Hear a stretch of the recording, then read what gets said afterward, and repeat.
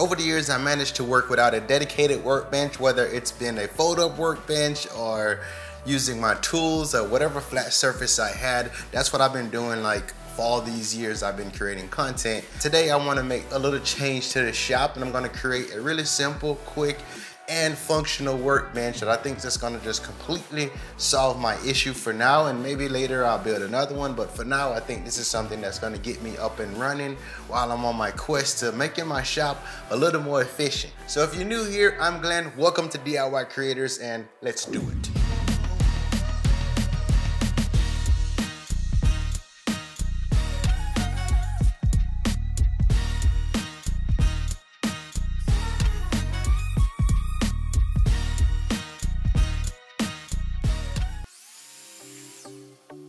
The majority of this workbench is made from 2x4 construction lumber. But with that in mind, these things aren't completely straight, and you gotta understand that we're just gonna have to work around that. With the stop block on the Microsoft fence set to the preferred length, I can quickly repeat these cuts and drastically improve my efficiency. With the legs cut to size, now I'll move my focus over to cutting the frame for the workbench. After thinking this through, I decided to use pocket hole joinery because I can hide the screws, and it's a fast way to create strong construction joints. Now, just because I'm using the pocket hole jig here doesn't mean that this is the only way to accomplish the same thing. You can use exposed screws, or you can use dowels, or any other method. Maybe you want to use brackets. That's completely possible. When I'm drilling a lot of pocket holes, I tend to walk around and mark the wood so I know which side to drill on. That way I don't get confused and drill holes on opposite sides. And that way you have a quick visual reminder.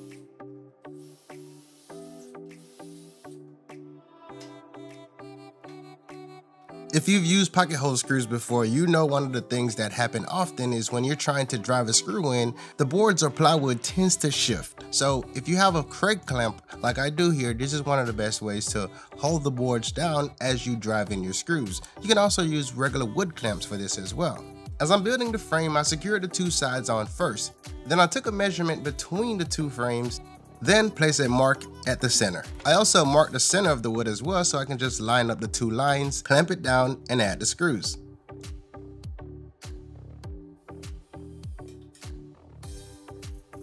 I repeated the same thing on the opposite end, then I went on to checking the squaring of the entire frame to make sure everything is aligned and it's perfectly squared. To confirm the squareness of this frame, you'll want to measure diagonally in X form, and you should have the same measurements going in both directions. The frame looks good, so I'll shift my focus over to building the legs. Knowing myself, I can get zoned out pretty quick when I'm doing something repetitive. And with that in mind, I only have the parts next to me that I need to drill. Otherwise, I'll have 7 of the 8 boards drilled when only 4 is required.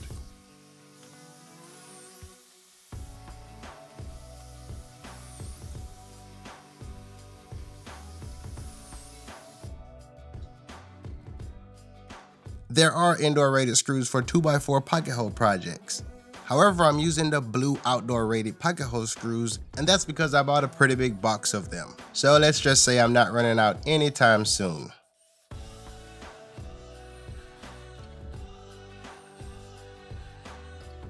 My garage floor is a flat surface, but not a level surface, and with that in mind, I don't really want to rely on that. So I'm going to use a speed square as a stop that I can use under each leg as I attach them to the workbench top.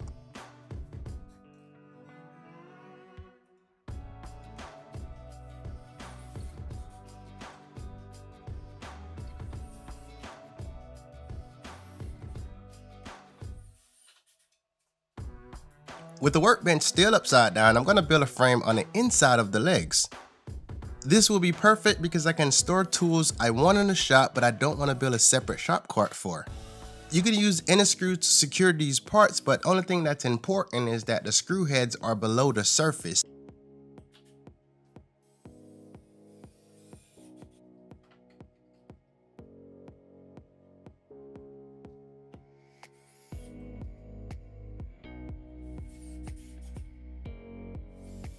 And with the frame now done, I'll add a stretcher spanning the middle of the bottom frame to add additional support.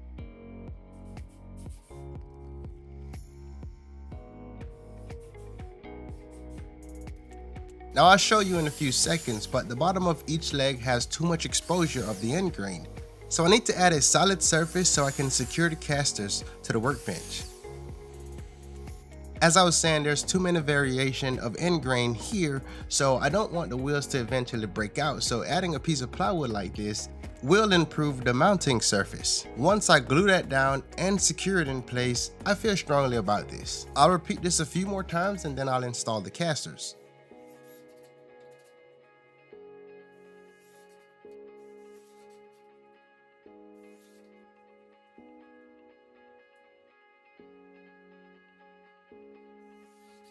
Now that I have a solid surface, the next thing is to install the casters.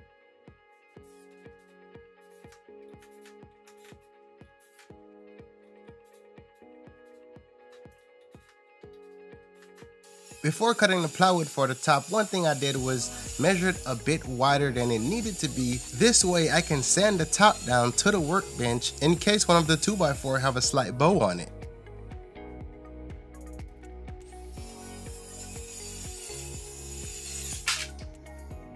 I've had this drill for quite some time now and been meaning to put it to work, so today we're going to do just that and see how cool this is. I'm super excited about it.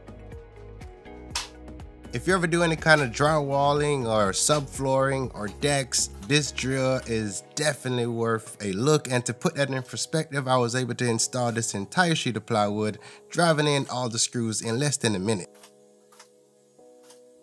I do not want to see any screws going through the top, so I'm going to use screws and corner brackets from beneath. I install the brackets slightly below the top of the frame. This way I have a gap between the bracket and the plywood top. I did this so I can have the plywood pinned to the frame. Now a plus side to using the bracket is I can remove the top and replace it at any point.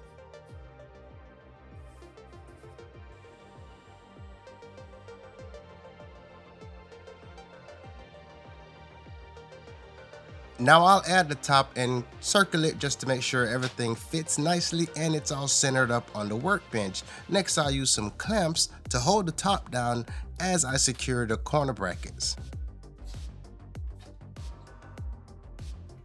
Now if you want to save a few bucks and not use the brackets, you could use pocket hole screws. You can also glue it, but I like having the option being able to remove the top at will. Leaving tools on the workbench is going to be a common theme, so what I want to do is create a tool holder under the workbench so when I need to clear off the top I can just quickly throw them on that. This was one of the ideas I was not willing to part ways with in this workbench because I just know how crucial it is to be able to throw tools in a location just to clear off a worktop. The sides are essential, making sure nothing go flying off as I carefully throw things on it.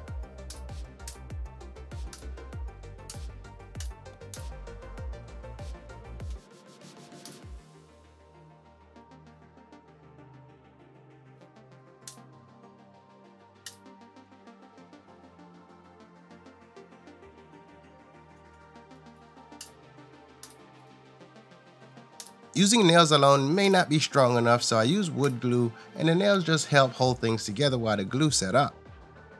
You can assemble this out of pocket hole screws, dowels, or even exposed screws.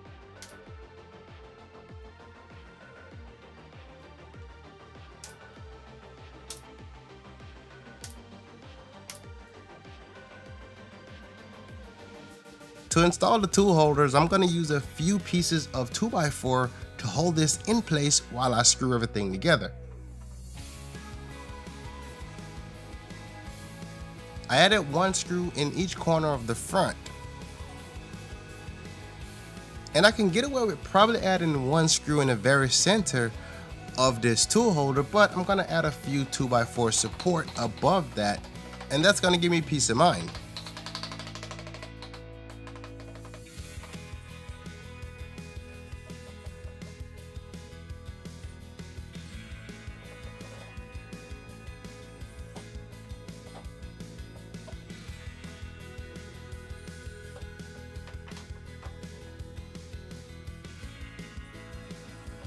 I made this quick stop block that extend beyond the router fence.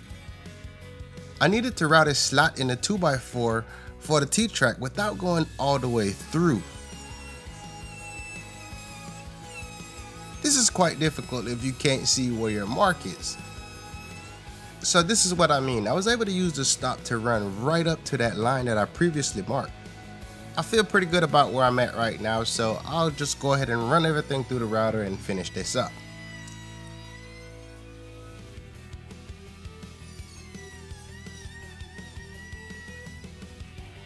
So my next task is to square up the round end to the line. The T-tracks are not what you would call cheap, so I'm going to cut a stick in half and use it for these two legs.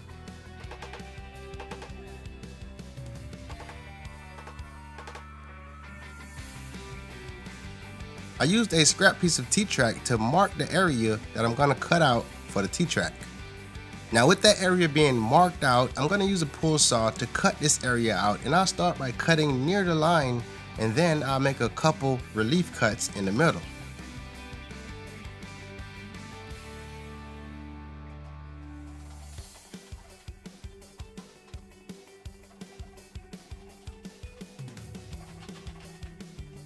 I thought about using the router for this, but I felt better doing this by hand.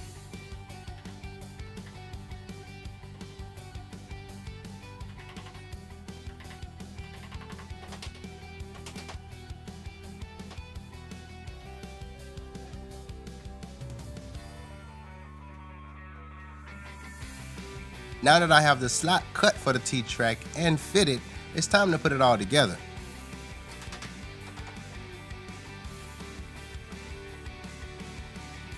Now I do want to hide the screws, so I'm going to drive those right into the track and hope to avoid any contact with wherever the finished holes are going to be to install the T-tracks. The first 2x4 I secured was fairly straight.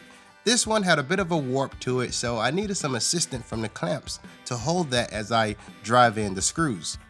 So now I'm going to cut a T-track in half and place that in the legs.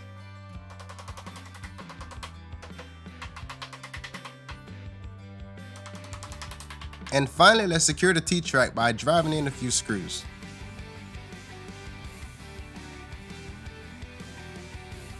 Alright, so as I'm wrapping this up, a really quick thing came to mind, and the original idea for this is just to use a few hold-on clamps and some other Craig clamps that I can use to pin things to this and, you know, use it as some sort of makeshift vise. But another idea came to mind, and what I want to do is just take a piece of hardwood, or you can probably double up on some plywood or something like that, and then what we want to do is match those up to the T-track here, drill a few holes in it, and now we can use this as a makeshift moccasin vise. Now due to the width of this and depending on how big of material you're clamping, you may see a bit of a cupping going on here, which is to be expected with that.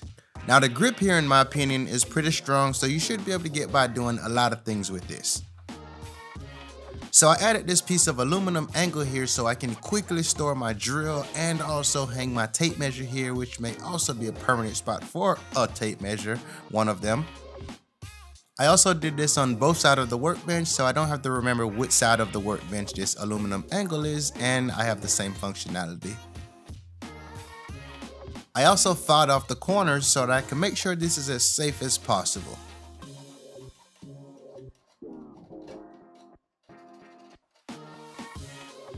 You may have seen me add a blade to the workbench in a tips and tricks video so I can easily cut sandpaper, so I also added on this bench as well, but I put this one a little lower and I may have to bend down to get to it, but it's fine and out of the way. Alright guys, so I'm super excited about this, and I'm going to give you a quick rundown on this workbench so that you can decide if this is something you want to build for yourself or not. For now, the workbench is done. I'll paint it and do whatever I need to do to make it blend better into space, but I can't make my mind up on what I want just yet. So for now, we're just going to do a quick review of the workbench, let you guys take it in and see if this is something that's necessary for you or your shop. The bench is built from 2x4 lumber with plywood on the top and also plywood on a lower shelf below. On top of that, you also have storage underneath the workbench, so you can just throw some loose tools on top of it while you're working or when you're completely done working. On the side of that, you also have an aluminum storage so you can hang your tape measures, tools, nail guns, whatever it is that you just want to quickly hang and quickly be able to grab.